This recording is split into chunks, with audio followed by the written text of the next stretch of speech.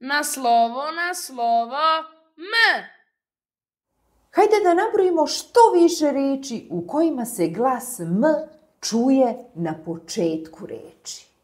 Pridruži nam se, ponovi svaku reč. Mačka, Miš, mrav, mina, miš, Marina, minđuše, mikroskop, Marko, muzičar, mleko,